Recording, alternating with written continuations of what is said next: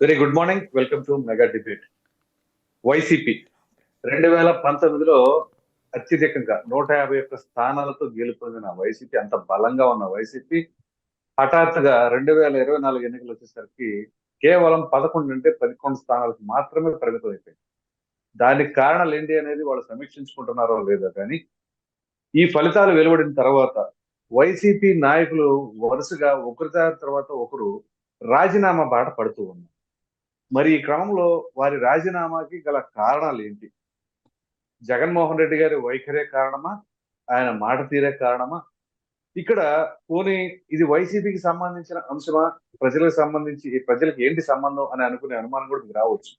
ఉంటుంది. ఖచ్చితంగా ప్రజాస్వామ్యంలో ప్రతిపక్షం అనేది ప్రధాన పాత్ర పోషిస్తుంది కాబట్టి ప్రతిపక్షం బలంగా ఉండాలని చెప్పేసి కోరుకోవాలి ప్రతి ఒక్కరు కూడా. ఒకవేళ అలా కాని క్రమంలో ఎలా ఉంటుంది అంటే ఒంటెద్దు పోకడికి అవకాశం ఉంది. సో అటువంటి తరుణంలో ఇప్పుడు ఒకప్పుడు అంత బలంగా ఉన్న వైసీపీ ఇప్పుడు సడన్ గా ఈ విధంగా మారడానికి గల కారణం ఏంటి అనేది మనం ఈ రోజు టాపిక్ లో డిస్కస్ చేయబోతున్నాము. ముందుగా మీకు అతిథులను కూడా పరిచయం చేస్తాను. జనసేన అధికార పార్టీ ప్రతినిధి, జనసేన పార్టీ నుంచి రాయపాటి అరుణ గారు. సో అఫ్ కోర్స్ మీరు ఒక ప్రత్యర్థి పార్టీగా మీరు అనేక రకాలైన విమర్శలు నిత్యం జరుగుతూనే ఉంటాయి. సరే, ఏదైనా కానీ వైసీపీ ఒకప్పుడు ఎంత బలంగా ఉందో మీకు తెలియదేం కాదు. సో ఈ క్రమంలో మీరు అనేక రకాలైన అవమానాలు కంటే మీ పార్టీకి సంబంధించిన వ్యవహారాలు అనేక రకాలైన అవమానాలకు గురయ్యారు, అవునా కదా? ఎందుకంటే కేవలం ఒక సీటు మాత్రం గెలుపొంది 2019 ఎన్నికల్లో, ఆ తర్వాత మీ నాయకుడు 2 చోట్ల ఘోరంగా ఓడిపోయారు అని చెప్పేసి ఎన్నో హేళనలు చేస్తారు. తిరగేస్తే వాళ్ళు బళ్ళు అయిపోయింది. 2024 వచ్చేసరికి దేశంలోనే మొట్టమొదటిసారిగా మీ పార్టీ 100% స్ట్రైక్ రేట్ తో గెలవటం. అదే క్రమంలో ఒకప్పుడు బలంగా గెలుపొందిన వైసీపీ 11 స్థానాలకి పరిమితం అయిపోవటం. మరి దాని తర్వాత ఇప్పుడు రాజీనామాల పర్వం. అందులో కొంతమంది నాయకులు మీ పార్టీ వైపు కూడా చూస్తున్నారు అన్నట్లుగా సమాచారం. సో మీ స్పందన ఏంటండి? సార్, ఏ పార్టీ అయినా గెలుపు ఓటములకు అతీతంగా నిలబడాలి అంటే పార్టీని నడిపే తీరు, నడిచే నాయకుడి యొక్క తీరు ప్రధానంగా మనందరం ప్రభావితం చేసే అంశంగా భావించాలి. ఇప్పుడు వైసీపీ ఓడిపోగానే ఎక్కడ చచ్చిపోదు. ఏ పార్టీ అయినా సరే. ఎందుకంటే 2019కి ఎంత ఘోరమైనటువంటి పరాభవం జనసేన పొందిందో మీ అందరికీ తెలుసు. అప్పటి నుంచి ఎన్ని అవమానాలు ఎదుర్కొన్నామో మీ అందరికీ తెలుసు. అధ్యక్షుల వారు ఓడిపోవడము, అధ్యక్షుల వారిని వీళ్ళందరూ వ్యక్తిగత జీవితాన్ని, రాజకీయంగా జరిగినటువంటి అపజయాన్ని కూడా ప్రస్తావిస్తూ, ఆయనకి సపోర్ట్‌గా ఉన్నటువంటి మమ్మల్ని కూడా ప్రస్తావిస్తూ ఎన్ని రకాల అవమానాలకు గురి చేశారో అందరికీ తెలుసు. కానీ ఎక్కడా కూడా డీవియేట్ అవ్వల. పార్టీని నిలపాలి. ఎవరి కోసం నిలపాలి? ప్రజల కోసం నిలపాలి, కార్యకర్తల కోసం నిలపాలి. ఏపీలో పార్టీ అనే భరోసాని ప్రజలకివ్వాలి అనేటువంటి ఒక దృఢమైన నిర్ణయంతో పవన్ కళ్యాణ్ గారు నడిచారు. మమ్మల్నందరినీ కూడా ఆయన దారిలో నడిపించారు. అందులో భాగంగానే రాష్ట్రంలో ఏ సమస్య వచ్చినా సరే ఆయనే మొదటి వాయిస్‌గా అయ్యాడు. సమస్య ఉన్న వాళ్ళ బాధితుల పట్ల మొదటి వాయిస్ ఆయనే అయ్యాడు. ఎక్కడ ఉన్నా, ఎంత సంపాదించినా నిమిషాల్లో తీసుకొచ్చి ఆంధ్ర రాష్ట్ర ప్రజలకు పెట్టి, ఆంధ్ర రాష్ట్ర ప్రజల ముందు ప్రత్యక్షమయ్యాడు. ఒక రోడ్ల విషయంలో కానివ్వండి, అమరావతి విషయంలో కానివ్వండి, స్టీల్ ప్లాంట్ విషయంలో కానివ్వండి, ఇసుక కార్మికుల విషయంలో కానివ్వండి, ఇలా ఒకటి అని కాదు, రాష్ట్రంలో ఉన్న ప్రతి సమస్యకి అప్పుడు మొదటగా స్పందించిన వ్యక్తిగా పవన్ కళ్యాణ్ గారు నిలబడ్డారు. బాసటగా నిలబడ్డ పార్టీగా జనసేన నిలబడింది. ఇది ఈ 5 ఏళ్ల కాలగమనంలో ఆంధ్ర రాష్ట్ర ప్రజల్లో మేము నమ్మకం సంపాదించుకోవడానికి, మా పార్టీని డెవలప్ చేసుకోవడానికి, అభ్యర్థుల్ని పెంపొందించుకోవడానికి 100% స్ట్రైక్ రేట్‌తో గెలిచేలాగా మాకు అంత విజయాన్ని ఇచ్చేలాగా ప్రజల్లో నమ్మకాన్ని పెంచుకోవడానికి మాకు బాగా దోహదపడిన విషయం. ఇవాళ వైసీపీ విషయం గనక తీసుకుంటే జగన్మోహన్ రెడ్డి గారి యొక్క ప్రవర్తన, వ్యవహార శైలి ఎలా ఉంది అంటే 150 సీట్ల నుంచి 11కి ఎలా పడిపోయాం మనం అనేటువంటి మినిమమ్ అవగాహన, దానికి సంబంధించి ఓటమికి సంబంధించినటువంటి పరిశీలన, ఇప్పటికీ కూడా కింది స్థాయి నాయకులతో మాట్లాడడం, గ్రౌండ్‌లో ఉన్నటువంటి కార్యకర్తలతో మాట్లాడడం, సమస్య ఎక్కడుంది, రాజకీయం అంటే ఎలా చేయాలి, ఇప్పుడు తక్కువ కాలమే అయింది అధికారంలోకొచ్చి ఎన్డీఏ కూటమి. ఈ టైంలో ఎవరు కూడా చెప్పిన హామీలన్నీ నెరవేర్చడం కానివ్వండి, వెంటనే కనిపించేటువంటి అలీబాబా అద్భుత దీపం లాంటి మ్యాజిక్‌లు కానివ్వండి, స్టేట్‌లో ఎక్కడా జరగవు. ఇది రాజకీయాల్లో సాధ్యం కాదు. అందులోనూ లోటు బడ్జెట్‌లో ఉన్నటువంటి, అప్పుల్లో ఉన్నటువంటి మన రాష్ట్రంలో అస్సలు సాధ్యం కాదు. దీన్ని ఆయన పరిగణలోకి తీసుకోకుండా ఒక మెచ్యూర్డ్ పొలిటీషియన్ లాగా ఈ విషయాన్ని ఆలోచించకుండా ఇప్పటికీ కూడా కక్షపూరిత ధోరణితోటి నిరంతరం ఆ పథకం ఇస్తా అన్నారు, ఇంకా ఇవ్వలేదు. ఈ పథకం ఇస్తా అన్నారు, ఇంకా ఇవ్వలేదు. ఇక్కడ చనిపోయారు, అక్కడ చంపేశారు, ఇక్కడ కొట్లాటలయ్యాయి, అక్కడ గొడవలయ్యాయి అని చెప్పేసి ఇదే వ్యవహార శైలి. అంటే ప్యూర్లీ ఇప్పటికి కూడా మైండ్ మారలేదు. ఒక ఫ్యాక్షన్ భావజాలంతోనే ఉన్నాడు తప్ప 5 ఏళ్ల పాటు ఒక రాష్ట్రానికి ముఖ్యమంత్రిగా అయినప్పటికీ కూడా రాజకీయ భావజాలం అబ్బలేదు అతనికి అని చెప్పేసి ఈ రోజు ప్రూవ్ చేసుకుంటున్నాడు జగన్మోహన్ రెడ్డి. ఇవాళ ఆయన రాష్ట్రంలోకి రావాలి అంటే రాష్ట్రంలో ఒక శవం ఉండాలి. శవం ఉంటే తప్పితే ఆయనకి ప్రచార మాధ్యమం లేదు. ఆ శవం ద్వారానే ఆయన ప్రసారం చేసుకుంటాడు, ప్రచారం చేసుకుంటాడు. అందువల్ల జగన్మోహన్ రెడ్డి అనే వ్యక్తి 5 ఏళ్ల పాటు కొనసాగాలి అంటే 5 ఏళ్ల పాటు రాష్ట్రంలో శవాలు లేసే పరిస్థితి ఉండదు. సో వాళ్ళకి ఆ పార్టీ కార్యకర్తలకి ఇవాళ ఒక విషయం క్లియర్ గా అర్థమైంది. జగన్మోహన్ రెడ్డి అనే వ్యక్తి లిటరల్ గా he is not a politician. So ఈయనంట నడిస్తే మన పొలిటికల్ కెరియర్ కూడా దెబ్బతినిద్ది. రాష్ట్రంలో ఉన్నటువంటి సమస్యల పట్ల ఎలా స్పందించాలో కూడా ఆయనకు తెలియట్లేదు. రాష్ట్రానికి నిధులు రావడానికి ఆటంకం కలిగించేలాగా కేంద్రంకెళ్ళి మా రాష్ట్రంలో క్రైమ్ జరుగుతోంది, చంపేస్తున్నారు అది అని చెప్పేసి మాట్లాడుతున్నారు. బట్ వాయిస్ రేజ్ చేయాల్సినటువంటి అసెంబ్లీకి మాత్రం అడుగు పెట్టట్లేదు. ప్రభుత్వాన్ని ఎక్కడైతే క్వశ్చన్ చేయాలో అక్కడికి అడుగు పెట్టకుండా ప్రభుత్వాన్ని, ప్రజల్ని ఎక్కడైతే బద్నాం చేయాలో అక్కడ పోయి చేస్తున్నాడు. కాబట్టి ఎక్కువ కాలం జగన్మోహన్ రెడ్డిని ప్రజలు విశ్వసించే పరిస్థితి లేదు. కాబట్టి ఇతని వెనకాల మనం ఉంటే మన రాజకీయ పడవ కూడా తూట్లుగా మునిగిపోవడం ఇంకా జరిగిద్ది అని చెప్పేసి భావించారు. కాబట్టి వైసీపీ నాయకులు వాళ్ళ సేఫ్ ప్లేసెస్ ని వెతుక్కుంటున్నారు. అందులో భాగంగానే జనసేనని ఎందుకు చూస్ చేసుకుంటున్నారు అంటే వైసీపీలో ఉన్న వాళ్ళంతా కూడా కొత్తగా పుట్టిన నాయకత్వం, లేదంటే వైసీపీ తయారు చేసిన నాయకత్వం కాదు. ఆ పార్టీ నుంచి ఈ పార్టీ నుంచి గతంలో వెళ్ళిన వాళ్ళంతా కూడా ఈ రోజు ఎన్డీఏ కూటమిలో ఉన్నటువంటి ఏ పార్టీలోకి రావాలన్నా గతంలో విభేదించి ఎల్లున్న వాళ్ళు ఉన్నారు. కాబట్టి ఒక జనసేన మాత్రమే వాళ్ళకి విభేదాలు లేకుండా ఉండింది. కాబట్టి దాదాపుగా వాళ్ళ రాజకీయ కెరియర్ అనేది జనసేనలో వెతుక్కోవాలని మా వైపు చూస్తున్న మాట వాస్తవం. బట్ ఇక్కడ జనసేనలోకి రావాలంటే పవన్ కళ్యాణ్ గారు కొన్ని రెస్ట్రిక్షన్స్ పెట్టారు. ఆ రెస్ట్రిక్షన్స్ ప్రకారం పాస్ అయిన వాళ్ళు మాత్రమే జనసేనకు వస్తారు. పాస్ అవ్వలేని వాళ్ళు వేరే పార్టీని ఎత్తుక్కుంటారేమో చెప్పలేము. ఇక్కడ 2 ప్రశ్నలు అండి అరుణ్ గారు. ఒకటి, మీ నాయకుడు అంటే మీ పార్టీలో కూడా కొంతమంది నాయకుడి విధానం వల్ల అసంతృప్తి చెంది వేరే పార్టీలకు వెళ్ళిన సంగతి కూడా మనకు తెలుసు. 2, మీ పార్టీలో కూడా కొంతమంది వేరే పార్టీ నుంచి వచ్చిన వాళ్ళు మీరు తీసుకున్నారు, టికెట్లు ఇచ్చారు, గెలుపొందారు. మరి వాటికేం సమాధానం ఇస్తారు? క్లియర్లీ పార్టీ మారడము లేదా పొత్తులు పెట్టుకోవడం ఇవన్నీ ఎక్కడ రాజకీయ వ్యతిరేక చిహ్నాలు కాదు. ఇది క్లియర్ గా ప్రజాస్వామ్యంలో ఎక్కడైనా జరిగేది. ఇప్పుడు జనసేన టీడీపీ వైపు వెళ్లకుండా జనసేన వైపు ఎందుకు చూస్తున్నారంటే గతంలో టీడీపీ నుంచి విభేదించి వైసీపీలో జాయిన్ అయ్యే వాళ్ళు అన్నారు. ఇప్పుడు మళ్ళీ వాళ్ళు తిరిగి టీడీపీ గూటికి వెళ్ళలేరు. వాళ్ళకి కనిపిస్తున్న ఆప్షన్ వచ్చేటప్పటికి జనసేన. అలాగే మా పార్టీ నుంచి విభేదించి వెళ్ళిన వాళ్ళు ప్యూర్లీ టికెట్లు ఆశించి టికెట్లు రాకపోయేటప్పటికి వెళ్ళిన వాళ్ళు. అట్లాగే వైసీపీలో కూడా గతంలో ఉన్నటువంటి కార్యకర్తలంతా, నాయకులంతా కూడా వెళ్ళుండొచ్చు. ఇది తప్పుగా నేను భావించట్లా. ఉన్న కారణాలను చెప్తున్నాను అంతే. ఎక్కడైనా సరే పార్టీల ఫిరాయింపులు లేదా పార్టీల కలయికలు ఇవన్నీ ప్రజాస్వామ్యంలో మన ఆంధ్ర రాష్ట్ర పాలిటిక్స్ లో స్థానిక సంస్థల స్థానిక రాజకీయ పార్టీలు రాజ్యం వెళ్తున్నట్టు మన ఏపీలో ఇవన్నీ సర్వసాధారణం. వీటిని ఎక్కడ మనం తప్పుగా చూడకూడదు. ఇది రాజకీయాల ఒక భాగంగానే చూడాలి. అయితే ఇక్కడ ఒక అంశం అండి, వైసీపీలో ఉన్న నాయకులు అంటే ఇప్పుడంటే ఫర్ ఎగ్జాంపుల్ చాలా మంది పార్టీలు విడుతున్నారు. వాళ్ళు వైసీపీలో ఉన్నప్పుడు అవినీతి అక్రమాలు చేశారు అని చెప్పేసి మీరు పలుమార్లు కూడా విమర్శలు చేశారు. అటువంటి తరుణంలో ఒకవేళ వాళ్ళు జనసేనలోకి వస్తానంటే మీరు ఏ విధంగా రాణిస్తారు? ఒకవేళ వచ్చారు అనుకుంది, రాణించారు అనుకుంది, వాళ్ళ మీద అవినీతి ఆరోపణలు కనుక నిరూపితమైతే మరి మీరు ఎటువంటి చర్యలు తీసుకోబోతున్నారు?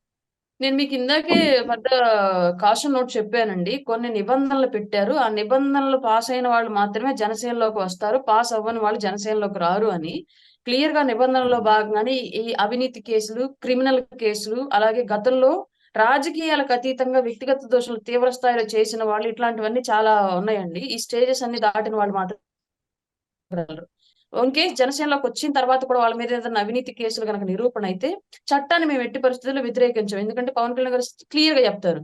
నేను తప్పు చేసినా సరే నన్ను శిక్షించే వ్యవస్థ రావాలి రాష్ట్రంలో, లా అండ్ ఆర్డర్ లో.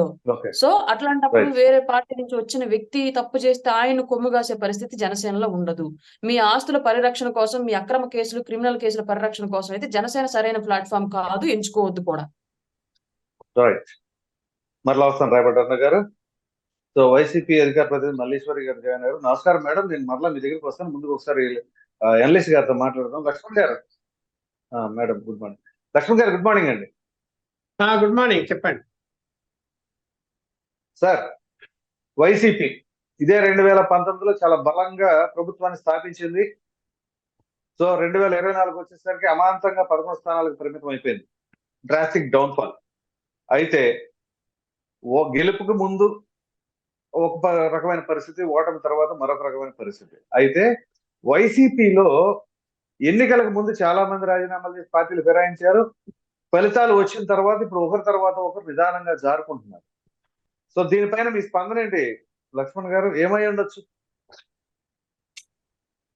ఇప్పుడు రాజకీయాల్లోకి నీతి నిజాయితీ ఉన్న వాళ్ళు రావటం లేదు, అంత వ్యాపారవేత్తలు వస్తున్నారు. వాళ్ళకేంటి ఎంతసేపు ఉన్నా కూడా వాళ్ళ ఆస్తులకు సెక్యూరిటీ కావాలా, అలాగే ఇంకా సంపాదించుకోవాలా, అవినీతి చేసి డబ్బులు ఖర్చు పెట్టే వాళ్ళకి ఖర్చు పెట్టున్నాం కదా అని మాట్లాడతారు. ఇక్కడే కానీ నిజాయితీలు లేకపోతే ఇవన్నీ పార్టీ సిద్ధాంతాలు ఇవన్నీ ఏం కనపడడం లేదు ఏ పార్టీలో. ఇప్పుడు అన్ని పార్టీలు అలాగే ఉంటాయి. ఒక పార్టీకి నిజాయితీగా ఉన్నారా అక్కడ నాయకులు అంటే చెప్పలేము. అట్లాంటి పరిస్థితుల్లో జగన్మోహన్ రెడ్డి గారు తను 5 సంవత్సరాల కాలంలో ఎవరిని కూడా కంట్రోల్ ఏం పెట్టలేదు, టోటల్ గా వదిలేశాడు. ఎవరు ఏం తప్పులు చేయాలనో, అవినీతి చేయాలనో, ఎన్ని చేయాలనో అన్ని చేశారు. దాని వలన ఏమైపోయింది, 11 సీట్లకు పరిమితమైంది. బటన్ నొక్కితే వేస్తారు అనుకున్నారు. సంక్షేమం మీద ప్రజలు నచ్చుతుంది, వాళ్ళకి ఆర్థిక సాయం కుటుంబానికి వాళ్ళు ఓట్లేస్తారని భావించారు. కానీ ఎందుకు వేయలేకపోయారు? 40% వచ్చాయి, ఆ వీళ్ళకేమో 57% వచ్చాయి. అంటే ఒక 17% ఓటర్లు వ్యతిరేకించారు కదా. వ్యతిరేకించడం వలన ఓడిపోయావు, 11 సీట్లకు పరిమితం అయింది. ఇవాళ పార్టీ మనుగడ, ఇప్పుడు ప్రాంతీయ పార్టీలు ఏవి కూడా అధికారంలోకి వచ్చినట్టు ఏ రాష్ట్రాల్లో అయినా కూడా అవి వెంటనే పార్టీలు సమసిపోవు, ఉంటాయి చాలా కాలం. ఈయనకు ఇంకా వయసు ఉంది, పార్టీ నడిపేటువంటి అవకాశం ఉంది. పార్టీ వెంటనే ఏదో కొద్ది కాలానికే కనుమరుగైపోతుంది అని ఎవరైతే మాట్లాడుతుంటారో అది కరెక్ట్ అయితే కాదు. అయితే అతని పరిస్థితులు భిన్నంగా ఉన్నాయి. ఎందుకు అంటే పార్టీని నడిపేటువంటి ఆయన నెక్స్ట్ లీడర్ ఎవరు, who is the next? Suppose Chandrababu Naidu next Nara Lokesh అని మాట్లాడచ్చు. KCR is next leader KTR లేదా హరీష్ రావు. ఇవాళ ఇక్కడ ఎవరు హూ ఇస్ ద నెక్స్ట్ అంటే ఎవరు లేరు. ఒకవేళ అనుకోని పరిస్థితుల్లో అతను కోర్టులకు సంబంధించి శిక్ష పడింది అనుకోండి, పార్టీ నడిపే వాళ్ళు ఎవరు? పార్టీలో పార్టీ నాయకులు లేని పరిస్థితి వస్తే ఎవరు నడపాలి? ఇప్పుడు ఉన్న వాళ్ళు ఎవరు కూడా పార్టీ నడిపే పరిస్థితుల్లో ఉన్నారా? బయట మిగతా నాయకులందరూ వాళ్ళకి బాధ్యత నడిపే పరిస్థితి రావచ్చేమో. వచ్చింది అనుకోండి, ఎంతమంది విశ్వాసంతో ఉంటారు? ముందు జాగ్రత్త పడుతున్నారు అందరు కూడా. వైఎస్ఆర్సీపీలో ఉన్న వాళ్ళు ఏమో ఏం జరుగుతుందో, పార్టీ ఉంటుందో ఉండదో, కాబట్టి మనము దారులు ఎత్తుక్కున్నాము. సరే, తెలుగుదేశం పార్టీ కింద గేట్లు ఓపెన్ చేస్తే పులోమని వెళ్ళిపోతారు. ఆయన ఓపెన్ చేయటం లేదు. అలాగే జనసేన మేడం చెప్పినట్టు ఆయన కూడా కొన్ని కండిషన్లు పెడుతున్నారు. బీజేపీ కూడా అంత సులభంగా తీసుకునే పరిస్థితి లేదు. అందువల్ల ఏమైపోయిందంటే కొట్టుమిట్టాడుతున్నారు, ఎక్కడ పోవాలి, ఏం చేయాలి, పైన వీళ్ళు ఎలా చేసుకోవాలి అని చేసుకుంటూ పార్టీలు మారడానికి ప్రయత్నం అయితే చేస్తున్నారు. ఇప్పుడు చూడండి, ఓకే పార్టీ మీద కమిట్మెంట్ ఉంది, ఓడిపోయినా కూడా మనం ధైర్యంగా నిలబడాలి, ఎదుర్కోవాలి, మళ్ళీ అధికారంలోకి వస్తాము అనేటువంటి వాళ్ళు అని భావించుకుంటే ఈ 150 సరే ఓడిపోయిన సంగతి అంతకుముందు గెలిచిన వాళ్ళు జగన్మోహన్ రెడ్డి గారి పక్కన పెడితే 150 మందిలో ఇవాళ ఎంతమంది పార్టీకి సపోర్ట్ గా నిలబడి మాట్లాడుతున్నారు చూస్తున్నాం కదా టీవీలలో. 2 నెలల నుంచి 4-5 మిగతా వాళ్ళది ఎక్కడ పోయారు? ఒకరు ఇటలీకి పోయారు, ఒకరేమో అమెరికా పోయారు, ఒకరేమో లండన్ పోయారు, ఎక్కడెక్కడో జరుగుతున్నారు.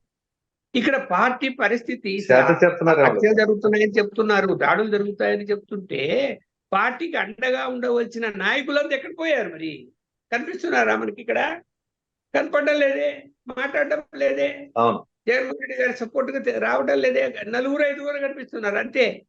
అంటే ఇక్కడ ఆలోచిస్తున్నారు, తప్పంతా జగన్మోహన్ రెడ్డి గారి మీదనే వేస్తున్నారు, వాళ్ళ తప్పేం లేనట్టు.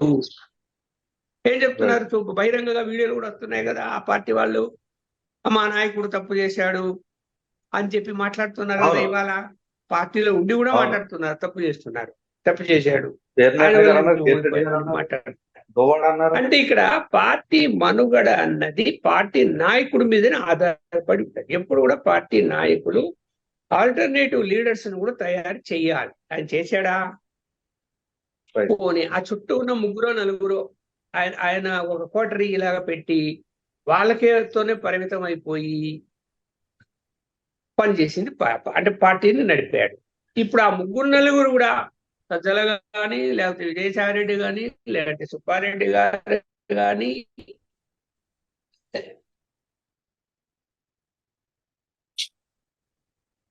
Right right.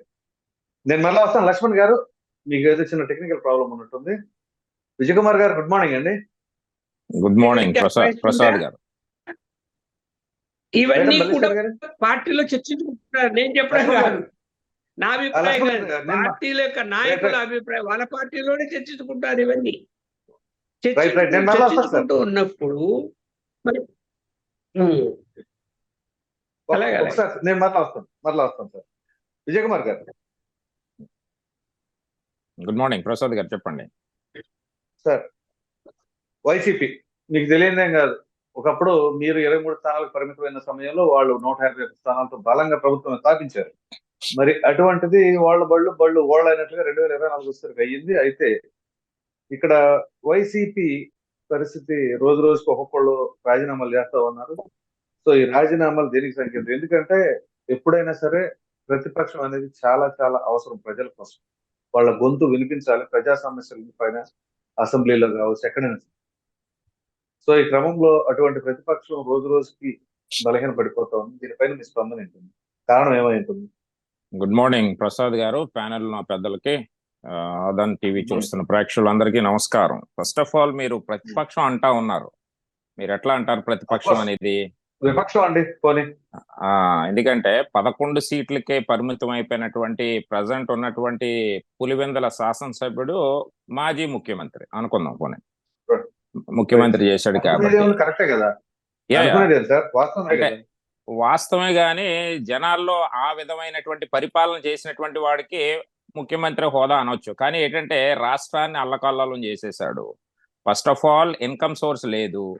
ఏ విధంగా భూదందాలు, భూదోపిడీలు, మారణకాండాలు, విధ్వంసాలు, హత్యా రాజకీయాలు, దళితుల మీద శిరోమండనాలు, దళితుల్ని చంపివేయడాలు, ఇవన్నీ మనం చూసాం.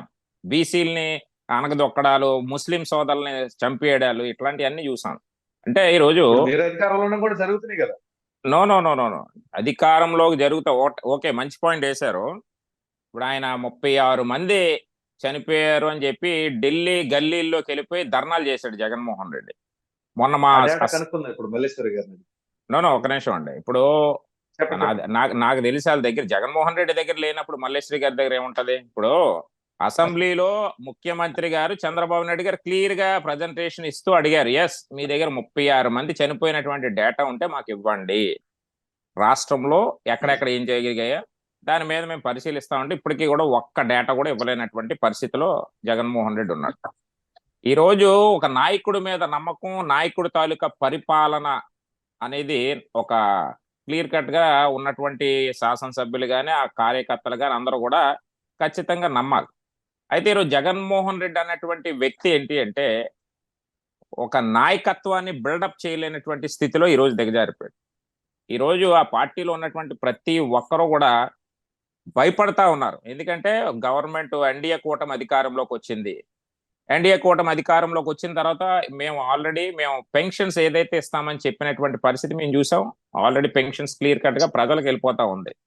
అంటే వీళ్ళు రోజు రోజుకి పోలవరం స్టార్ట్ అయిపోయింది, సారీ అమరావతి సంబంధించి రాజధాని రైతులకు ఏదైతే ఇచ్చినటువంటి మాట, ఈ రోజు దాన్ని మళ్ళీ డెవలప్ చేయడం స్టార్ట్ చేసాం జరిగింది.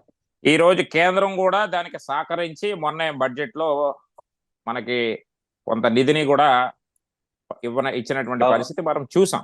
అయితే ఇక్కడ ఒకటి, వాళ్ళ బళ్ళు అవుతాయి అన్నారు. జగన్మోహన్ రెడ్డికి ఆ చిన్న లాజిక్ కూడా తెలియకుండా వివరించాడు 5 సంవత్సరాల కాలంలో కూడా. ఆయన ఏమన్నాడు, దేవుడు స్క్రిప్ట్, అందుకే మీకు 23 సీట్లే వచ్చాయని ఆ రోజు హేళన చేశాడు జగన్మోహన్ రెడ్డి గారు. సో ఈ రోజు నేను చెప్తాను, రాజధాని రైతులు ధర్నా చేసినటువంటి రోజులు ఎన్నంటే 1631 రోజులు ప్రసాద్ గారు. సో అది క్యాల్కులేట్ అవునవును. చేద్దాం. 1 + 6 + 3 + 1 = 11. ఈయన 11, గారికి వచ్చిన సీట్లు 11. ఇది దేవుడి స్క్రిప్ట్. రెండోది ఎన్డీఏ కూటమికి వచ్చినటువంటి మ్యాండేటరీ 164. 1 + 6 + 4 కూడా 11. అంటే ఇది కూడా దేవుడి స్క్రిప్టే. అంటే ఎట్లాంటి హేళన చేసే మాటలు ఎప్పుడు కూడా ఒక ముఖ్యమంత్రి స్థాయిలో ఉన్నటువంటి వ్యక్తి మాట్లాడకూడదు. కానీ జగన్మోహన్ రెడ్డి అవగాహన లోపం అనుకోవచ్చు, అంటే ఒక చిన్నపిల్లడి మనస్తత్వం అనుకోవచ్చు. అంటే ఆయనకి ఏంటంటే పరిపాలన చేయడం రాదని ప్రతి ఒక్కరికి కూడా తెలుసు. 50 మందినే దగ్గర సుమారు ఎంతమంది సలహాదారులు పెట్టుకున్నాడు. వాళ్ళకి ఒక్కొక్కరికి సుమారు 3.5 లక్షల నుంచి 5 లక్షల రూపాయలు తగలేశాడు. కానీ ఒక్కటే కూడా ఒక మంచి సలహా ఇచ్చినటువంటి వాడు ఎవడో నాకు తెలిసి పక్కన ఎవడో లేడు. కాబట్టి ఈ రోజు ఈ విధమైనటువంటి పరిస్థితికి దిగజారిపోయారు వాళ్ళు. ఈ రోజు ఒక్కటి గుర్తు పెట్టుకోవాలి, జగన్మోహన్ రెడ్డి మీద నమ్మకం అనేది పోయింది. ఈ రోజు ఉన్నటువంటి 11 మందిలో కూడా ఎంతమంది వెళ్ళిపోతారా అనేది కూడా ఈ రోజు మనం చూస్తా ఉన్నాం. ఎందుకంటే జగన్మోహన్ రెడ్డి లీడర్షిప్ అనేది ఇంకా లేదు ఈ రాష్ట్రంలో ఉండబోదు. మీరు రాణిస్తారా? 11 మందిలో వెళ్ళిపోతారంటే మీరు రాణిస్తారా? రాణిస్తారా అంటే సార్, ఇప్పుడు ఆ ఎమ్మెల్యేలు శాసనసభ్యులుగా గెలిచినటువంటి 11 మంది, ఒకటే పులివెందుల ఎమ్మెల్యే గారిని తీసేస్తే 10 మంది. ఈ 10 మంది కూడా ఇప్పుడు ఏదన్నా చెయ్యాలి అంటే గవర్నమెంట్ సహకారం ఉండాలి కదా వాళ్ళకి కూడా. ఇప్పుడు అక్కడ నియోజకవర్గంలో ఏదన్నా చెయ్యాలి, డెవలప్ చేయాలి, ఏదన్నా చెయ్యాలి అంటే ప్రభుత్వం తాలూకా సహకారం కూడా వాళ్ళకు ఉండాలి. ఖచ్చితంగా ప్రభుత్వం సహకారం ఇస్తాం. వాళ్ళు ఎవరన్నా ఏ పార్టీ అనేది కాదు. ఇక్కడ కావాల్సింది ఏంటంటే state must be developed.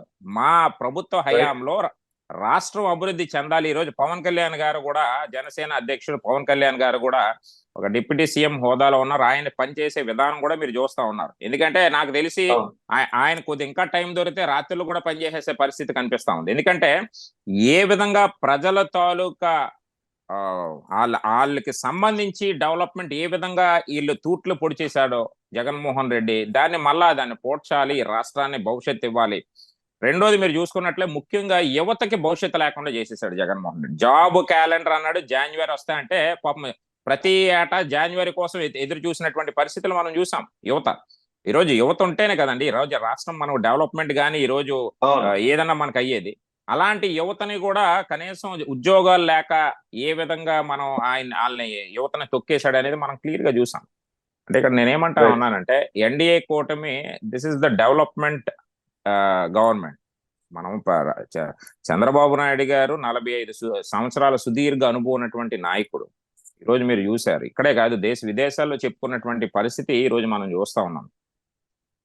Telugu Desam, Janasena, BJP 3 కలయిక ఈ రోజు రాష్ట్ర అభివృద్ధి కోసం, అందులో నో డౌట్ అట్ ఆల్. ఈ రోజు మీరు చూశారు మా యువ నాయకుడు నారా లోకేష్ గారు కూడా ఈ రోజు మేము ఇక్కడ తెలుగుదేశం పార్టీ కార్యాలయం ఏదైతే మంగళగిరిలో ప్రతి శనివారం అక్కడ అర్జీలు తీసుకోవడం జరుగుతుంది. ముఖ్యమంత్రి గారి నేరుగా, తర్వాత నారా లోకేష్ గారు, తర్వాత జనసేన అధ్యక్షులు పవన్ కళ్యాణ్ గారు ఆయన కార్యాలయం. అంటే వీళ్ళకి ఏం చేయాలో తెలియట్లా.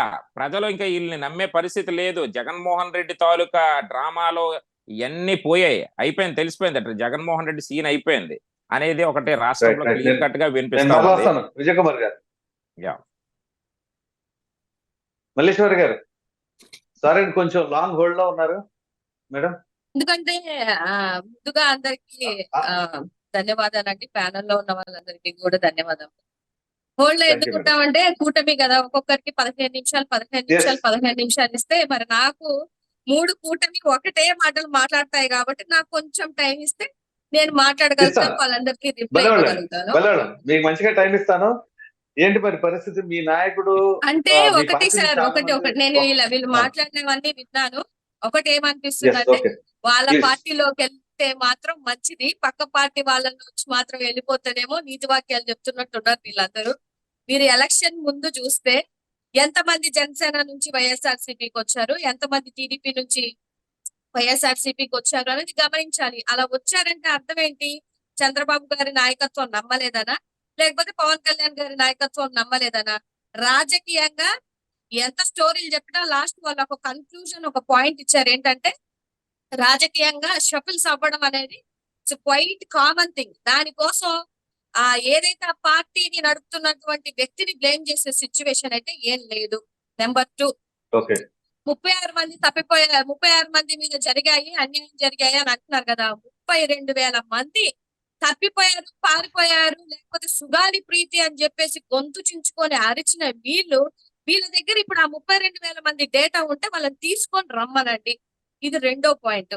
మూడో పాయింట్, జనాలు భయపడుతున్నారంటే మీరు భయపెడుతున్నారు.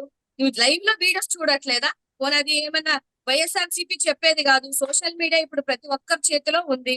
ఎన్ని ఘోరాలు జరుగుతున్నాయి, అడ్డగోలుగా ఎంత మందిని నరుకుతున్నారు అనేది ఇట్స్ ఓపెన్ సీక్రెట్. అది ఎవరు చెప్పాల్సిన విషయం కూడా కాదు.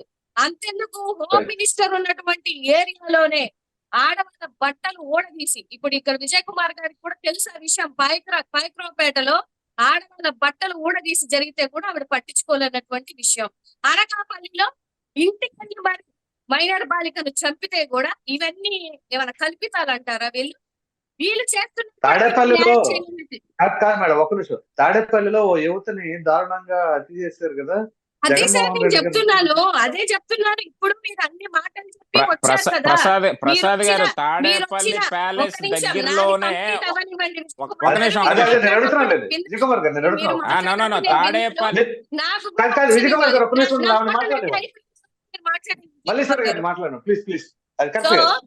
నేనేమంటున్నానంటే, ఇంత అడ్డగోలు కళ్ళ ఎదురుకొని నరికి చంపేస్తుంటే మీకు భయం ఏదా? మీ కళ్ళ ముందు ఒక ఎవరైనా నరికితే మీకు భయం వేస్తుందా ఏదా? వాళ్ళు సస్టైన్ అవ్వడానికి వేరే దేశాలు పారిపోతున్నారు, వేరే స్టేట్లు పారిపోతున్నారు. తప్పేముందంలో ఉంటే చంపేస్తారేమో భయంతో ఉన్నారు. ఎవరికి భయం ఉండదంటే కళ్ళ ఎదురు జరుగుతున్న నష్టాలు ఎవరు చూడట్లేదా? వాటికి మళ్ళీ ప్రూఫ్లు ఇచ్చేదేంటి? కళ్ళెదురుగా పోలీసులు ఎదురు అంత ఘోరం జరుగుతుంటే మళ్ళీ ప్రూఫ్లు కావాలని అడుగుతారేంటి? ఎంత విచిత్రంగా ఉందండి. ఇప్పుడు 11 మంది ఉన్నారు, సరే 11 మంది ఉన్నారని అంటున్నారు. ఎంత మా ఓటింగ్ పర్సెంటేజ్ ఎంత? మీ ఓటింగ్ పర్సెంటేజ్ ఇండివిజువల్ ఎంత? మీరు కూటమి యాడ్ చేయాలి కాబట్టి 10% 15% ఎక్కువ వచ్చింది. పోటీ కాదు సార్, 132 లక్షల మంది మాకు ఓట్లు వేశారు. మా ఓటింగ్ పర్సెంటేజ్ ఎంత? 40% మా ఓటింగ్ పర్సెంటేజ్.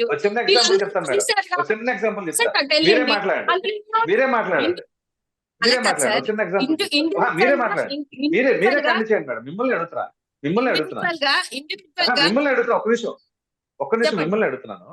ఇప్పుడు మీరు మాట అన్నారు, ఏదో ఎంత పర్సెంటేజ్ అంత పర్సెంటేజ్ వచ్చింది. ఒక స్టూడెంట్ ఫెయిల్ అయినప్పుడు 34 వచ్చినా ఫెయిలే, 0 వచ్చినా ఫెయిలే. నువ్వు ఎన్ని మార్కులు వచ్చినా ఎవరు అడగరు. ఫెయిల్ అయ్యావా పాస్ అయ్యావా అని మాత్రం అడుగుతారు. అదే సార్, ఆ పాయింట్ కే చెప్తున్నాను. మీరు 34 మార్క్స్ 35 మార్క్స్ ఫెయిల్ అనుకుంటే ఒక మూడు సబ్జెక్ట్స్ అవి కలుపుకొని నాకు 100 వచ్చాయి 2 వచ్చాయి అనుకుంటే కూడా ఏం చెప్పలేం కదా.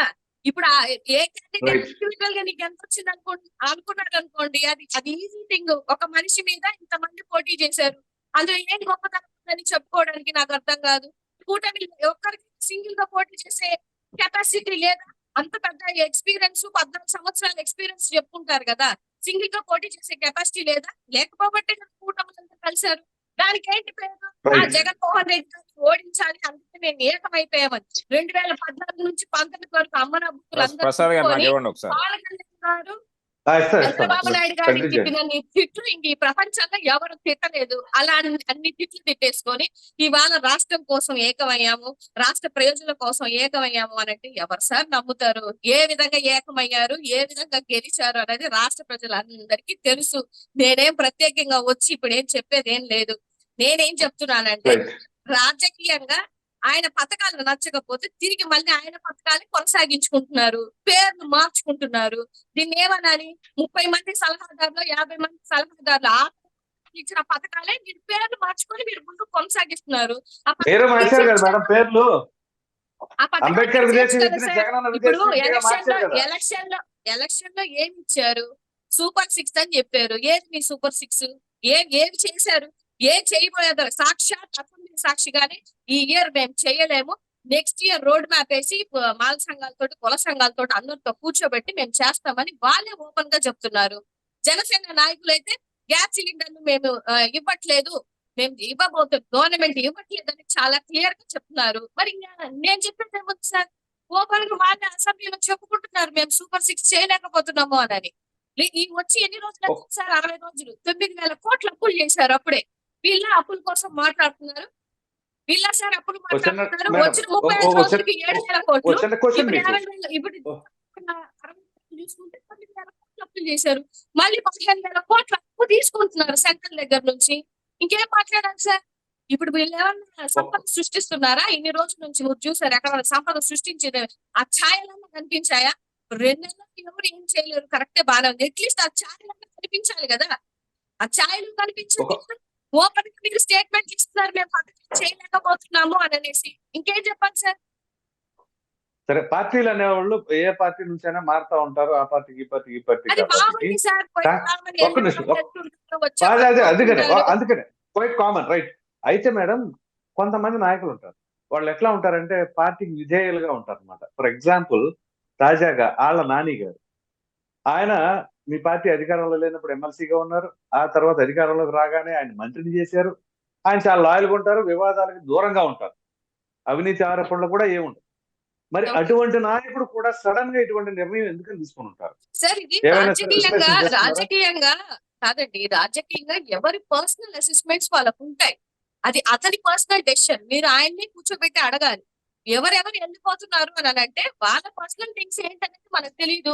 ఇంతకన్నా బెటర్ థింగ్ ఎక్కడైనా రాజకీయ లబ్ధి దొరుకుతుందని వెళ్తున్నారో, లేకపోతే ఇక్కడ ఉంటే మన ప్రాంతానికి హాని అని వెళ్ళిపోతున్నారో మరి వాళ్ళని అడగాలి. ఎవరు వెళ్ళినా తప్పేం కాదు, ఎవరి ఇష్టం వాళ్ళది, ఆ స్వేచ్ఛ వాళ్ళకు ఉంటది. ఏ పార్టీలు పెద్ద పెద్ద తలపడినటువంటి సీనియర్ వేత్తలే పార్టీలు చేంజ్ అయిపోతారు. ఎవరి ఇష్టం వాళ్ళే సార్. దానికోసం మన డిబేట్ కూడా వేస్ట్. ఎందుకనంటే వాళ్ళ స్వలాభం అవ్వచ్చు, వాళ్ళు సస్టైన్ అవ్వడం కోసం అవ్వచ్చు, లేకపోతే వాళ్ళ ప్రాణాలు కాపాడుకోవడానికి అవ్వచ్చు.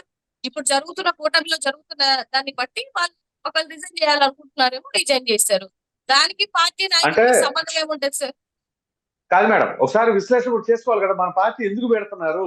మీ నాయకుడు ఇప్పుడు ఎక్కడైనా సరే ప్రెస్ మీట్ పెట్టి మాట్లాడుతున్నప్పుడు పదే పదే విమర్శించడం పథకాల మీద, 2 నెలల అవ్వలేదు, అప్పుడే ఆ పథకం వీలేదు ఈ పథకం వీలేదంటే, మీకు ఒంగోలు వినుకొండ వెళ్ళినప్పుడు రషీద్ కుటుంబ సభ్యులను పరామర్శించడానికి అక్కడ జగన్మోహన్ రెడ్డి గారు వెళ్ళింది దేనికి, మాట్లాడింది ఏంటి? అలాగే మన విజయవాడ కూడా బాధితులను పరామర్శించడానికి వెళ్ళినప్పుడు పథకాల గురించి మాట్లాడతారు ఏంటండి?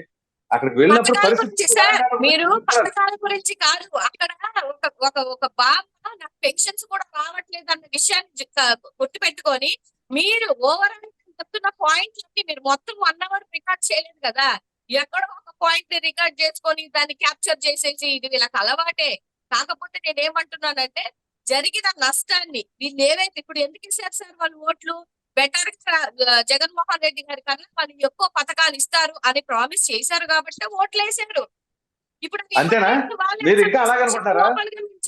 చెప్తున్నారు కదా, దాని ప్రమోషన్ ఎందుకు సార్? ఇప్పుడు ఆయన వెళ్తున్నప్పుడు వీడియో చూడట్లేదా? మీరు ఎవరైనా చూస్తారు కదా లైవ్ గా. జగన్మోహన్ రెడ్డి గారు ఇటీవల పలావు బిర్యానీ అని చెప్పి ఫార్ములా చెప్పారు చూసారా?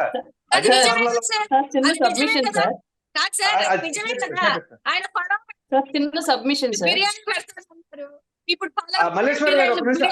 నిజమైన మాటే కదా. అరుణ గారు ఏదో సబ్మిషన్ ఇస్తారండి, చూడండి ఒక్క నిమిషం. అరుణ గారు చిన్న సబ్మిషన్ సార్, నాది మొబైల్ కూడా మొబైల్ చాలా పవర్ లో ఉంది, నేను లెఫ్ట్ అవుతాను. ఒక్క మాట చెప్తాను. నేను ఫస్ట్ లో ఏదైతే స్టార్టింగ్ లో చెప్పానో, వీళ్ళు ఇంకా వీళ్ళ ఓటమి కారణాలు వెతుక్కోకుండా, ప్రజలు ఏం ఆలోచిస్తున్న దాని గురించి కూడా అవగాహన లేకుండా విపరీతమైనటువంటి ధోరణిలో వెళుతున్నారు. దాని కారణంగానే పార్టీ నుంచి నాయకులు వీడి ప్రయత్నం చేస్తున్నారని యాజ్ టీజ్ గా నేను ఏం చెప్పానో దానికి రూఢీగా ఈవిడ ఇప్పుడు మాట్లాడిన ప్రసంగం అంతా మీరు ఒకసారి అప్లై చేసుకోవచ్చు సార్. క్లియర్ గా తిని మాటలు కూడా జగన్మోహన్ రెడ్డి గారి ఆలోచన ఎలా ఉందో ప్రజలకు వ్యతిరేకంగా ఈ మేడం మాటలు కూడా యాజ్ టీజ్ గా అలాగే ఉన్నాయి. సో ఇందువల్లే పార్టీని నాయకులు పెడుతున్నారు. రాజకీయ భవిష్యత్తు కావాలి అంటే వైసీపీలో ఉంటే కష్టం అని చెప్పేసి వాళ్ళకి అర్థమవుతుంది. కాబట్టి జెన్యూన్ గా పాలిటిక్స్ చేయాలనుకున్న నాయకులందరూ కూడా పాలిటిక్స్ నుంచి ఆ పార్టీ నుంచి దూరం అవుతున్నారు. ఎగ్జాంపుల్ ఈవిడ ప్రసంగం ఇప్పుడు కూడా. ఇప్పుడు జనసేన లీడర్ చెప్తున్నట్టు జెన్యూన్ లీడర్స్ అంటే మీ పార్టీలోకి వచ్చిన వాళ్ళందరూ జెన్యూన్ లీడర్సా? వెళ్ళిపోతున్న వాళ్ళందరూ జెన్యూన్ లీడర్స్ కాదా? ఏం సార్ అన్యాయం. నిన్న విశాఖపట్నంలో కాదు సార్, ఒక నిమిషం, విశాఖపట్నంలో కార్పొరేటర్లు ఇప్పుడు వాళ్ళకి అవసరం తీసుకున్నారు. వాళ్ళందరూ జెన్యూన్ కాదా? ఏం డిసైడ్ చేస్తారు సార్? వెళ్ళిపోయిన వాళ్ళని వీళ్ళు జెన్యూన్ వీళ్ళు కాదు అని డిసైడ్ చేయడానికి క్యాపబిలిటీ ఎవరికి ఉంటది సార్? ఏ విధంగా చెప్తాం సార్? ఏ విధంగా డిసైడ్ చేస్తాం? వెళ్ళిపోయిన వాళ్ళని జెన్యూన్ కాదు అని అనలేదండి. ఆవిడ ఉద్దేశం ఏంటి అంటే జెన్యూన్ గా ఉండాలి, రాజకీయం చేయాలనుకున్న వాళ్ళు వెళ్ళిపోతున్నారు పార్టీలో నుంచి అని మీరు విన్నారు కదా ఇప్పుడు లైవ్ లోనే. అందుకు నేను చెప్తున్నా, మీ పార్టీలో వచ్చిన వాళ్ళందరూ జెన్యూన్ ఉన్నోళ్ళ ఉండిపోయిన వాళ్ళందరూ జెన్యున్ గా లేని వాళ్ళ అని అడుగుతున్నాను. Right right.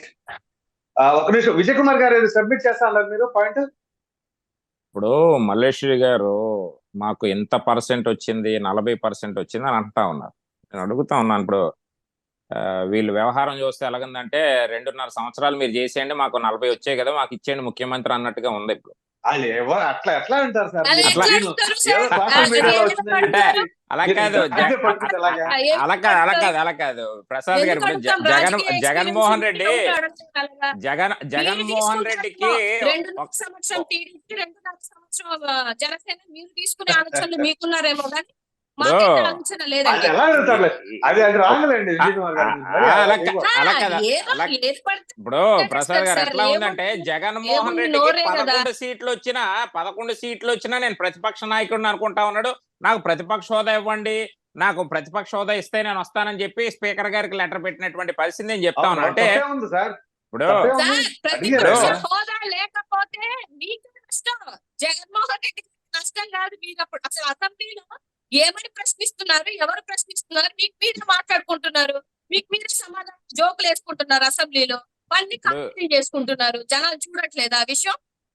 ఇప్పుడు ఎవరికి ఒక ప్రభుత్వం కూడా అయ్యే జరిగింది లేండి. తప్పే నో ఉందండి. నో నో నో అది నో కోర్టు ఇప్పుడు చూసుకుంటది. తప్పైతే 23 కోర్టు చెప్తది సార్. అలా కాదు, మేము ఉన్నప్పటికీ కూడా మీరు వెర్రవీగి 151 సీట్లు వచ్చాయని చెప్పి వెర్రవీగిపోయి ఆ రోజు మీరు చేసింది ఏంటి? కాదండి, మిమ్మల్ని అడిగి ఇప్పుడు అసెంబ్లీలో మీరు మీరు సమాధానం చేసింది ఏంటి? ఆ రోజు మీరు మీరు చేసింది ఏంటి? ఇవ్వలేదు.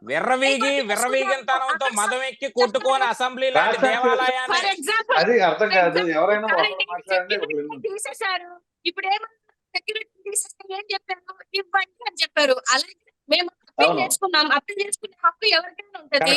ఒకవేళ రైట్. నిజమే మాకు ఇవ్వాల్సిన అనుకుంటే ఇస్తారు, లేకపోతే లేదని సమాధానం ఇస్తారు. మీకు కాదు కదా, కోర్టుకి అప్పీల్ చేసుకున్నాం. మీకు అవును. వచ్చిన ప్రాబ్లం ఏముంది అందులో? అవును. ఇప్పుడు ప్రసాద్ గారు విజయ్ కుమార్ గారు చెప్పండి. ప్రసాద్ గారు ఇప్పుడు ఆయన స్పీకర్ గారికి ఒక అర్జీ పెట్టుకున్నాడు, నాకు ప్రతిపక్ష హోదా ఇవ్వండి అని. ఆయనకి కూడా తెలుసు, ఆయన 23 సీట్లు ఉన్నటువంటి మమ్మల్ని అసెంబ్లీలోని ఏ విధంగా హేళన చేశాడంటే, చంద్రబాబు నాయుడు ఆ రోజు మాట్లాడిన విధానం అంటే ఒక మర్యాద మంచి లేకుండా తండ్రి సమానం అయినటువంటి వయసు పట్టుకొని 3 సార్లు ముఖ్యమంత్రి, 3 సార్లు ప్రతిపక్ష నాయకుడిగా ఉన్నటువంటి వ్యక్తిని పట్టుకొని ఏం మాట్లాడేటండి, చంద్రబాబు నాయుడు 23 నేను తలుచుకుంటే అందులో కొంతమంది లాగేస్తే నీకు ఆ ప్రతిపక్షం కూడా ఉండదంటే, మరి ఏ క్యాల్కులేషన్ తో మాట్లాడాడు జగన్మోహన్ రెడ్డి? ఇప్పుడు 175 సీట్లు ఉంటూ మనం పర్సెంటేజ్ కొట్టుకుంటే మినిమం 18 సీట్లు కావాలి. మరి ఆ రోజు నువ్వు మాట్లాడింది నువ్వు కరెక్టా? ఈ రోజు నువ్వు అడుగుతుంది కరెక్టా? అంటే మీరు కక్ష అంటే రాజకీయాలు చేస్తారు. కక్ష కాదు, కాదు. ఒకసారి అందు గురించే కదా ప్రతిపక్ష హోదా అంటే ఏమని అడుగుతుంది, మీరు లేకపోతే అడగాల్సిన అవసరం కాదు, లేదు మీరు కదా. మీరు ఇప్పుడు ఒక నిమిషం, ఇప్పుడు వేస్తున్న నేను- బీజాలని కాదండి. విజయ్ కుమార్ గారు మీకు నడి రోడ్ల మీద నరికి చంపుతున్న వీడియోలు కనిపించట్లేదా? ఓకే, కనిపిస్తున్నాయా లేదా? మీరు చెప్పండి. Right right right. Home minister ఉన్నటువంటి చెప్పండి. అదే సమాధానం చెప్పండి విజయ్ కుమార్ గారు. ఒక్క నిమిషం చెప్తున్నాను, ఉండండి మల్లేశ్వరి గారు. క్వశ్చన్ అడిగారు కదా మల్లేశ్వరి గారు. ఆగండి, మల్లేశ్వరి గారు అడిగారు కదా, విజయ్ చెప్తాను కుమార్ గారు కంగారు. సమాధానం. చెప్పండి. ఆగండి చెప్తాను, ఉండండి. ఇప్పుడు మీకు కూడా తెలుసు గతంలో ఏం జరిగాయో ఏంటో అని మీ పార్టీ నుంచి. ఈ రోజు మీరు చూపించినటువంటి ఏవన్నా సరే మీ సాక్షి ఛానల్ తప్ప ఇంకొక ఛానల్ ఎక్కడక్కడ కనబట్లేదు. న్యూట్రల్ ఉన్న ఛానల్ ఎక్కడ కూడా ఏమీ కనబట్లేదు, కానీ మీ సాక్షి ఛానల్ మాత్రం భూతార్థంలో పెట్టినట్టు చూపిస్తుంది. ఎక్కడ జరిగిందో తెలియదు, ఎక్కడ ఏ నియోజకవర్గం తెలియదు, ఏమీ తెలియదు. ఒక్క నిమిషం వినండి. నేను మీరు మాట్లాడేటప్పుడు నేను సైలెంట్ గా ఉన్నాను, వెయిట్ చేయండి. ఒక్క నిమిషం ఆగండి, అలా డిస్టర్బెన్స్ అవుతుంది, అర్థమవుతుంది. వినండి. ఇప్పుడు మీరు ఒక దళిత సోదరిగా, నేను ఒక దళిత సోదరుడిగా ఎన్నో ఇబ్బందులు మీ ప్రభుత్వంలో వచ్చినటువంటి గుర్తు చేస్తాను. కాకినాడలో ఎమ్మెల్సీ అనంతబాబు ఒక డ్రైవర్ సుబ్రహ్మణ్యం చెప్పేస్తే ఏమయ్యాడు మీ జగన్మోహన్ రెడ్డి? మీరేం మాట్లాడలేదు ఆ రోజు ఒక దళిత సోదరుగా? డాక్టర్ సుధాకర్ వినండి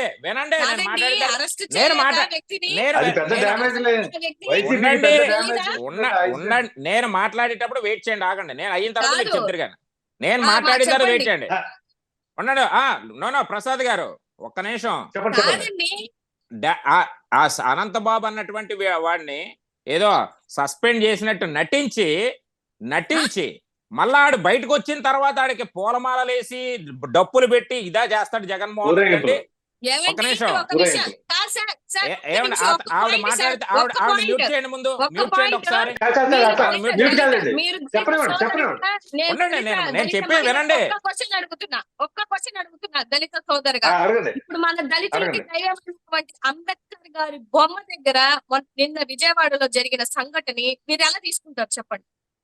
ఎలా ఇప్పుడు తీసుకుంటారు? చెప్పండి అది విజయకుమార్ గారు. జగన్మోహన్ రెడ్డి గారు చేసిందా, లేకపోతే చంద్రబాబు నాయుడు గారు చేసిందా, లేకపోతే కూటమి చేసిందా? మీరు ఎలా తీసుకుంటారు చెప్పండి. పోనీ ఇన్ని విషయాలు వస్తాయండి.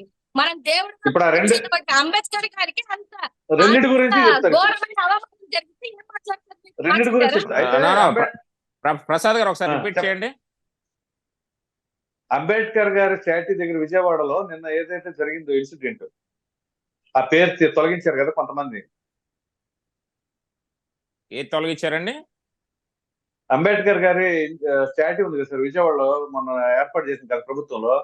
అవును, అక్కడ జగన్మోహన్ కూడా రెడ్డి గారి తెలీదా పేరుని మీకు? తొలగించేశారు. స్వరాజ్ మైదానంలో ఇప్పుడు మొన్న అంబేద్కర్ గారి స్టాచ్యూ 400 కోట్లు పెట్టి అది దుర్వినియోగం చేసి కట్టాడులేండి. చెప్పండి. అది వేరే విషయం సార్. మీరు మళ్ళీ అటు ఆ వెళ్ళమాకండి. కాదండి, అక్కడ జగన్మోహన్ రెడ్డి గారి పేరు అది జరిగిన జగన్మోహన్ రెడ్డి ఘోరం గారి పేరు కోసం ఉంది కదా. మాట్లాడండి ఫస్ట్. ఆ పేరును తొలగించారు. జగన్మోహన్ రెడ్డి గారి పేరు ఉన్నదాన్ని పీకేశారు కొంతమంది. కొంతమంది అంటే ప్రభుత్వం మనుషులా లేకపోతే ప్రభుత్వమా?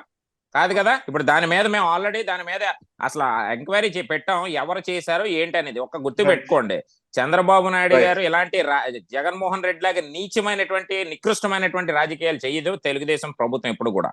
ఇక్కడ గుర్తు పెట్టుకోలేదు అది ఏం జరిగింది అనేది. ఎస్, నిన్న జరిగినటువంటి సంఘటన మీద ఇమీడియట్ గా దాని మీద నిన్న ఒక ఎంక్వైరీ చేసి జరిగి 24 గంటలు అవుతుంది, నిన్న జరగలేదు. మీకు అసలు ఇష్యూ కోసం అదే మేడం నిన్న కాదు, మొన్న సాయంత్రం జరిగింది.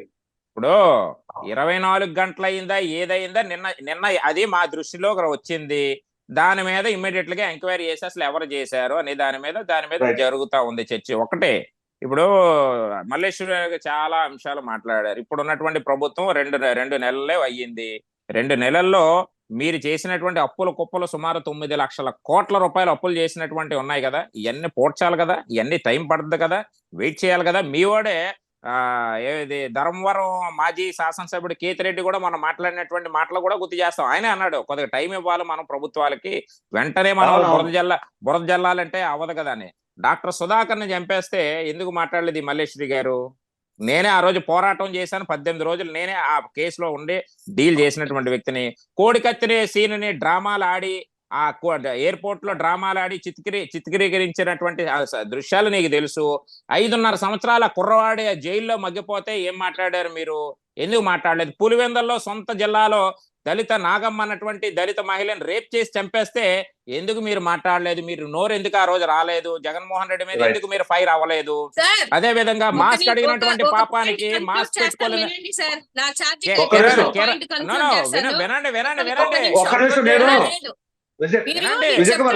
ఆయన చెప్తున్నవన్నీ సార్ ఎప్పుడో లేవనెత్తుకొని మాట్లాడితే నేను మాట ఎప్పుడో మీ ప్రభుత్వం కాదా?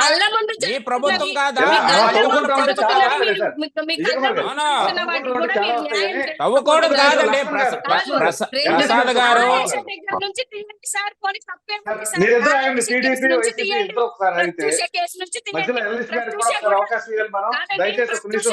మల్లేశ్వరి గారు, విజయకుమార్ గారు దయచేసి ఒక్క నిమిషం ఆగండి. ఆయన 5 మినిట్స్ దాకా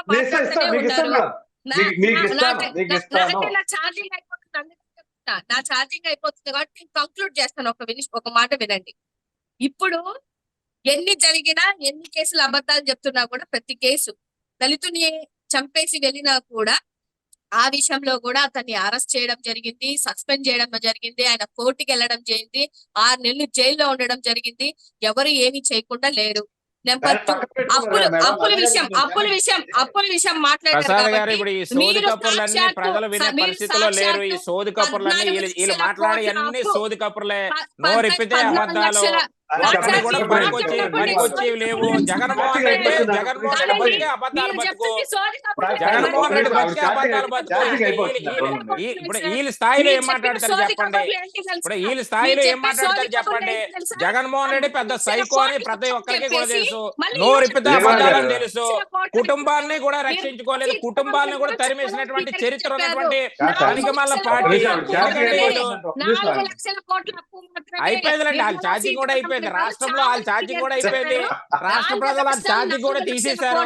జగన్మోహన్ రెడ్డి కూడా మొన్నటి వరకు మంత్రాలు జరుపుకున్నాడు. కాంగ్రెస్ లో దూర్పాదం కాంగ్రెస్ లో దూర్పాదం అని చెప్పి డికే శివకుమార్ తో గానీ వీళ్ళందరితో మాట్లాడినటువంటి పరిస్థితులు మనకు తెలుసు. అంటే అయితే అటు లేకపోతే ఇటు, అయితే అటు లేకపోతే ఇటు. వీళ్ళు సైకో జగన్మోహన్ రెడ్డి గురించి వీళ్ళకి చేసేది లేదు. వీళ్ళకి చేసేది లేదు. ప్రజలు కూడా రేపో ఎల్లుండి పూర్తిగా భూస్థాపితం చేసేసి సిగ్గు లేదు. ఇంకా సిగ్గు లేకుండా మీడియాల ముందుకు వచ్చి మాట్లాడుతూ ఉన్నారంటే ఏం చెప్పాలి చెప్పండి. వీళ్ళకి ఇంకా సిగ్గు లేకుండా మీడియాల ముందుకు వచ్చి మాట్లాడుతూ ఉన్నారు. సిగ్గు లేదు. పార్టీకి 11 సీట్లకే పరిమితం చేశారు. లక్ష్మణ్ గారు మీరు చెప్పండి. నిర్మాణ 4 లక్షల కోట్ల అప్పు ఉందని క్లియర్ గా చెప్పారు సార్. ఫస్ట్ 14 లక్షల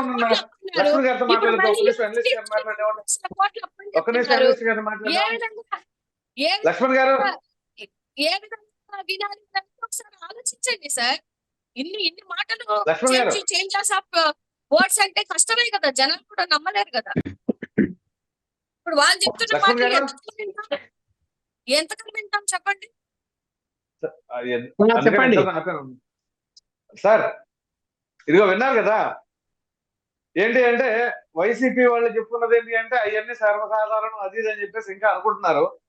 ఆ విడిపోవడం, పార్టీని వేయటం ఇవన్నీ కూడా సర్వసాధారణమేనండి అని చెప్పేసి అంటున్నారు. సో ఇంకా ఒక మాట ప్రసాద్ గారు, ఒకే ఒక మాట. ఇప్పుడు మల్లేశ్వరి గారు కూడా ఇంతకుముందు మా పార్టీలో టీడీపీలో ఉన్నారు, తర్వాత బీజేపీలో ఉన్నారు, తర్వాత ఇప్పుడు వైసీపీలోకి వెళ్ళారు. మరి ఆవిడ ఎందుకు వెళ్ళారు? కామన్ ఇవన్నీనా? ఆవిడ మా ఫస్ట్ ఇప్పుడు బీజేపీ వైసీపీ. లక్ష్మణ్ గారు చెప్పండి. లక్ష్మణ్ గారు చెప్పండి సార్. ఇంకా వాళ్ళు కరెక్ట్ గా మనం పాటిస్తే అవతల వాళ్ళకి నీతులు చెప్పాలా? మీరు చాలా జగన్మోహన్ రెడ్డి గారు లైవ్ ఎగ్జాంపుల్ కూడా లేదు. మీరు ఎంతమంది ఏంటి మీరు చెప్పకూడదు నీతులు వచ్చి, మీరు చెప్పకూడదు నాకు నీతులు. అక్కడ దళితులు సస్టైన్ అవ్వలేదు తెలుసు, దళితులు సస్టైన్ అవ్వలేరు, ఎస్సీ మారి సస్టైన్ అవ్వలేరు తెలిసి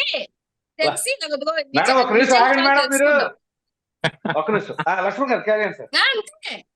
మీరు మాట్లాడగలుగుతాను, అందులో డౌటే లేదు. లక్ష్మణ్ గారు ఇప్పుడు జగన్మోహన్ రెడ్డి గారు అసలు ఓటమికి కారణాలు ఏమిటో ఓడిపోయిన అభ్యర్థులందరినీ కూర్చోబెట్టుకొని సమీక్ష ఏమైనా చేశారా? చేయలేదు. చేశారు సార్. ఇప్పుడు వస్తున్నానని అనుకోవద్దు సార్, చేశారు. సమీక్ష చేశారు, కూర్చోబెట్టుకొని చేయలేదు. కూర్చోబెట్టారు సార్, అందరినీ కూర్చోబెట్టారు.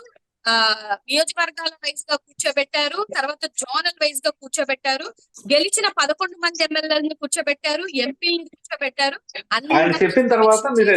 సమీక్ష చేయలేదమ్మా, ఫోటోలతో సహా ఉన్నాయి సార్. సమీక్ష చేశారు. అది సమీక్ష కాదు, మాట్లాడేసి వెళ్ళిపోయాడు ఆ రోజు ఆయన. సమీక్ష వేరు, అందరిని పిలిచి కూర్చోబెట్టి నచ్చ చెప్పే ప్రయత్నం వేరు. సమీక్ష అన్నది జరగాలి, నియోజకవర్గాల వారీగా చెయ్యలేదు. నాకున్న సమాచారం చెప్పాను. నుంచి కూడా ఇంపార్టెంట్ నాయకులతో సహా అందరికి సమీక్ష చేశారు. ఆయన ఎవరిని కాంప్రమైజ్ చేయట్లేదు. అందరినీ జరిగిన ఏమైతే ఉన్నాయో, ఏవైతే లోటుపాట్లు ఉన్నాయో ప్రతి ఒక్కరిని అడగడం తెలుసుకుంది. ఇప్పుడు త్వరలో కొత్త కార్యాచరణలతో అన్ని మార్పులు చేర్పులు చేస్తున్నారు.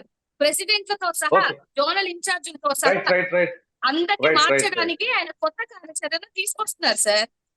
కరెక్ట్. ఓకే, మరి ఇవాళ ఎందుకు తెర మీద లేరు? అందరు ఏమైపోయారు? మరి నలుగురు ఎదురు తప్ప ఎవరైనా మాట్లాడుతున్నారా? ఎవరైనా కనిపిస్తున్నారా? ఒకరు లండన్, ఒకరు ఇటలీ, ఒకరు అమెరికా, ఎక్కడ పోయారు? అంత పోయారు కదా. ఆమె నోరు పారేసుకొని మంత్రులుగా ఉన్నప్పుడు, ఎమ్మెల్యేలుగా ఉన్నప్పుడు ఇష్టం వచ్చినట్టు తెలుగుదేశం మీద ఆరోపణలు చేసిన వాళ్ళందరూ ఇవాళ కనుమరుగు ఎందుకు అయిపోయారు? మరి సార్ మీరు సీనియర్ కాదు సార్, మీరు సీనియర్ నాయకులు, మీకు తెలియదు ఏం కాదు. మీలాంటి సీనియర్ వ్యక్తులు కూడా మీరు అలా అంటే పార్టీ ఓడిపోయినాక కొన్ని రోజులు కామ్ గా ఉండడం, వాళ్ళు ఏమంటారు సస్టైనబుల్ చూసుకోవడం అనేది కామన్ థింగ్స్ సార్. ఎవరు నిలబడిన వాళ్ళు కాదు సార్, ఎవరు నిలబడి చూడమ్మా, ఓడిపోతే ఓడిపోయినామనే చింతతో ఓడిపోతే కాదు సార్, ఓడిపోతే అవసరం లేదు. మీరు చెప్పండి సార్. ఇప్పుడు ఆయన పార్టీని నిలుపుకోవాలి అంటే ఇప్పటికైనా 1-to-1 పిలిపి ఎందుకు పార్టీని వెళ్ళిపోతున్నారు? కాదు, ఉప ముఖ్యమంత్రి పదవి ఇచ్చిన ఆయనే పార్టీ నుంచి వెళ్ళిపోతుంటే ఎందుకు వెళ్ళిపోతున్నారు అనేది మరి ఏం సమీక్ష చేసుకుంటున్నారు అంటే ఇంటరాక్ట్ కావడం లేదు. ఇప్పటికి కూడా ఆయన ఇంటరాక్ట్ అయ్యి ఇప్పుడు వాళ్ళని పిలిపించుకొని ఎవరైనా వెళ్తున్నారనే సమాచారం అంటే వెంటనే పిలిపించుకొని ఏంటి నీ ప్రాబ్లం ఏంది అని ఏదైనా ప్రాబ్లమ్స్ ఉంటే సాల్వ్ చేసి వాళ్ళని ఆపుకోగలిగితే పర్వాలేదు. కానీ ఇప్పుడు అందరికీ అభద్రత భావం ఏర్పడింది. ఏం జరుగుతుందో ఏమో ఫ్యూచర్ అని, ఎక్కడ కేసులు వస్తాయని మాజీ మంత్రులు భయపడుతున్నారు. డిపార్ట్మెంట్లు అన్నిట్లో అవినీతి జరిగిందనేది చెప్తుంది ప్రస్తుత ప్రభుత్వము. అనేక విషయాలు బయటికి తీస్తున్నారు. ఇట్లాంటి పరిస్థితుల్లో వాళ్ళందరికీ ధైర్యం ఇచ్చి వాళ్ళకి ఏమైనా సమస్య ఉండొచ్చు, ఆ సమస్యను పరిష్కరించే దిశలో వెళ్తే నిలబడతాయి. ఇప్పుడు అందరికీ ఏమంటే ఏమో ఏం జరుగుతుందో ఏమో, ఎక్కడ జగన్మోహన్ రెడ్డి గారికి మరి కోర్టుల్లో జైలు శిక్ష పడుతుందేమో, ఆయన లోపలికి పోతే మన పరిస్థితి ఏంది అని వాళ్ళే ఆలోచిస్తున్నారు. పార్టీ వాళ్ళు, నేను చెప్పడం కాదు. అలాంటి పరిస్థితుల్లో పార్టీని నిలుపుకోవడం అన్నది చాలా ఇంపార్టెంట్. ప్రాంతీయ పార్టీ అనేది ఒకసారి అధికారంలోకి వచ్చిన తర్వాత కనుమరుగయ్యే పరిస్థితి ఉండకూడదు. ఇప్పుడు మనం చూస్తున్నాం అనేక రాష్ట్రాల్లో చిన్న అధికారంలో రాని చిన్న ప్రాంతీయ పార్టీలు కనుమరుగైపోయాయేమో కానీ అధికారాన్ని అనుభవించిన ప్రాంతీయ పార్టీలు ఎక్కడ కనుమరుగాలే? తమిళనాడులో చూడు, కర్ణాటకలో చూడు, ఒరిస్సాలో చూడు, ఎక్కడైనా చూడు ప్రాంతీయ పార్టీలు, బీహార్లో చూడు, ఉత్తరప్రదేశ్లో చూడు, కనుమరుగు కాలేదు. ఆ పార్టీలన్నీ ఉన్నాయి కదా. కనుమరుగైపోతుందేమో అనేటువంటి భయం ఎందుకు పుట్టుకుంది మరి పార్టీ నాయకులకు? కాదు సార్, కనుమరుగు ఎందుకు అయిపోతుంది? ఇంత ఓటింగ్ పర్సెంటేజ్ ఉన్న పార్టీ కనుమరుగైపోతుందా? అసలు సింగిల్ గా జగన్మోహన్ రెడ్డి గారు పోటీ చేసినప్పుడు, పార్టీ పెట్టినప్పుడు ఇంత మంది వీడని కార్యకర్తలు, కోర్ కార్యకర్తలు ఎక్కడికి పోరు సార్. అక్కడ నుంచి ఇక్కడ నుంచి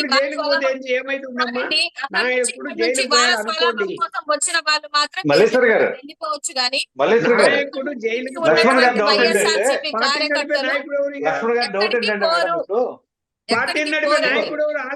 ఎవరు చెప్పండి?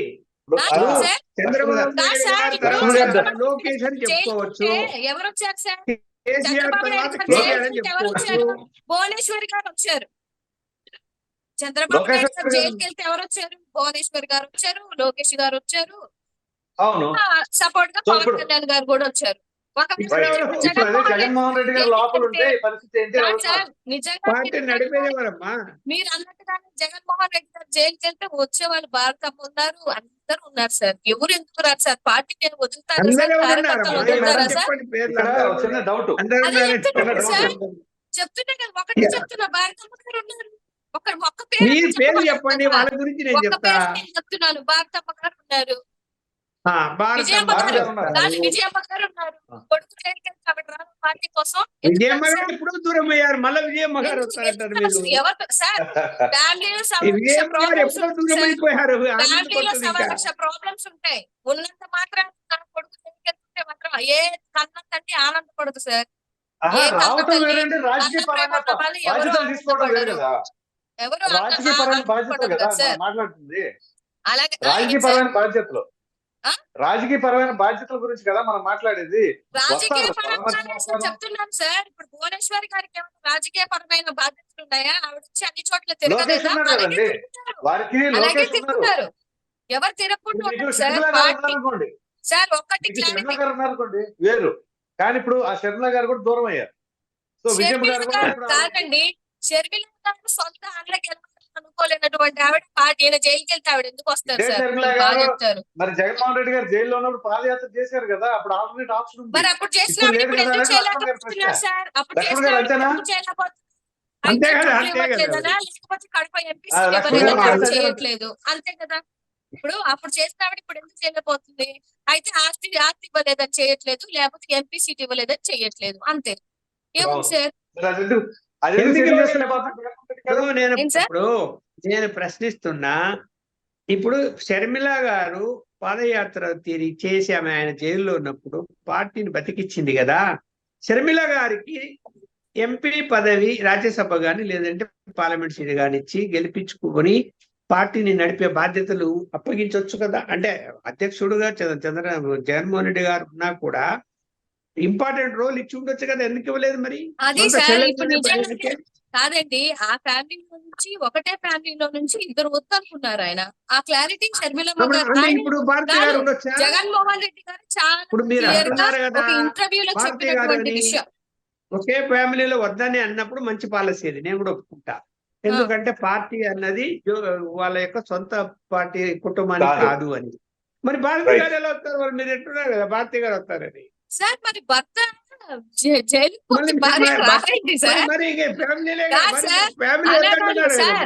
ఒక విషయం సార్, వారసులు అనే వాళ్ళు తండ్రికి పుట్టిన వాళ్ళు వారసులు అవుతారు తప్ప ఒక కొడుకు ఒక కొడుకు అల్లుడు సార్ కాదు, పార్టీ వారసత్వం కాదు. నేను ఒక మాట చెప్తున్నాను చూడండి సార్, ఒక మాట క్లియర్ గా కాదండి, ఒక మాట క్లియర్ గా చెప్తే నేను ముగిస్తాను. ఒక మాట చెప్తాను చూడండి. ఎట్టి పరిస్థితుల్లో జగన్మోహన్ రెడ్డి గారిని నమ్ముకున్న కార్యకర్తలు ఎవరు బయటికి వెళ్లరు. ఒకవేళ వెళ్తున్న వాళ్ళంటే వాళ్ళ స్వలాభం కోసం వాళ్ళు బయటికి వెళ్తున్నారే తప్ప జగన్మోహన్ రెడ్డి గారికి స్టిల్ ఉండాల్సిన కోర్ కమిటీ, కోర్ ఓటింగ్ ఎక్కడికి పోలేదు. అలాగే కోర్ కార్యకర్తలు ఎక్కడికి పోలేదు. ఆయన నమ్ముకొని ఆయన ముందు ఆయన వెనక నడవాలని ఎంతో మంది ఉన్నాము. డెఫినెట్ గా కొత్త కార్యాచరణతో, అలాగని మిస్టేక్స్ ఏం లేవని నేను చెప్పను.